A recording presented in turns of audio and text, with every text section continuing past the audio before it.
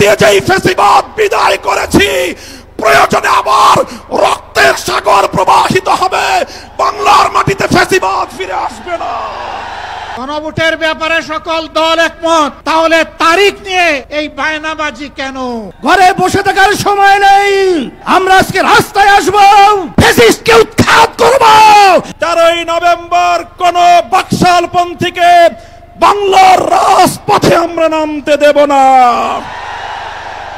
যদি কেউ নামবার অপচেষ্টা চালায়, আমরা তাদেরকে রাজপথে মোকাবেলা করব ইনশাআল্লাহ। জুলাই সনদকে চূড়ান্ত আইনি ভিত্তি প্রদান করতে হবে। এর ব্যত্যয় হলে জুলাই বিপ্লব পন্থীরা বরদাস্ত করবে না, সেটা মানবে না।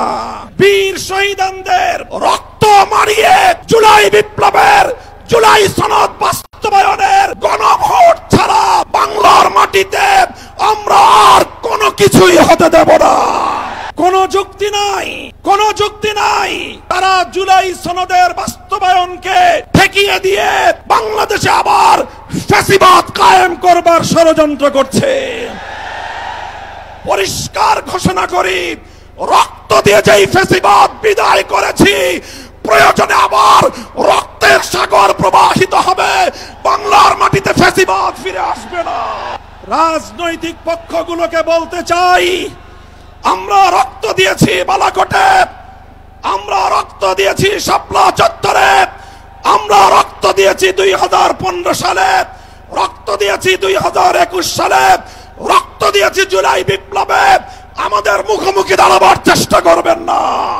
আমরা রক্ত দিয়ে অধিকার আদায় করি, রক্ত দিয়ে বাংলাদেশ কিনেছি, রক্ত দিয়েই বাংলাদেশের স্বাধীনতা রক্ষা করব ইনশাআল্লাহ।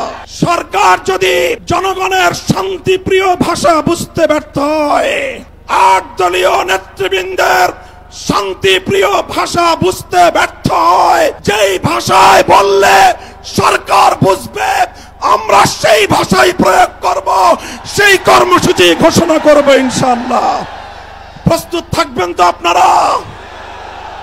ইনশাআল্লাহ যুদ্ধ করে ফ্যাসিবাদ বিতাড়িত করেছি, যুদ্ধ করেই বাংলার মানুষের অধিকার আদায় করে ছাড়বো ইনশাআল্লাহ।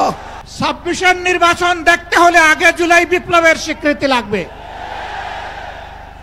আর জুলাই বিপ্লবের স্বীকৃতি দিতে হলে জুলাই সনদের আইনি ভিত্তি দিতেই হবে। এই আইনি ভিত্তি ছাড়া কোনো নির্বাচন অনুষ্ঠান হওয়ার কোনো সম্ভাবনা নেই। কখন হবে এই আইনি ভিত্তির গোড়াপত্তন?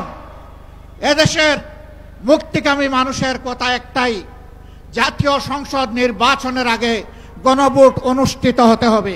আপনারা জাতীয় নির্বাচন করবেন কোন আইনের ভিত্তিতে? সেই আইনের ভিত্তি হলো জুলাই সনদ যখন আইনি ভিত্তি পাবে, তখন জাতীয় নির্বাচন আইনি ভিত্তি তৈরি হবে, নাহলে সেটা অবৈধ নির্বাচন হবে। আমি বাংলাদেশের সর্বশ্রেণীর ছাত্র জনতা, আলেম ওলামা, হাফেজ সহ সবাইকে উদাত্ত আহ্বান জানিয়েছিলাম যে এখন আমাদের ঘরে বসে থাকার সুযোগ নেই, ঘরে বসে থাকার সময় নেই, আমরা আজকে রাস্তায় আসবো, ফ্যাসিস্টকে উৎখাত করব, বাংলার জমিন থেকে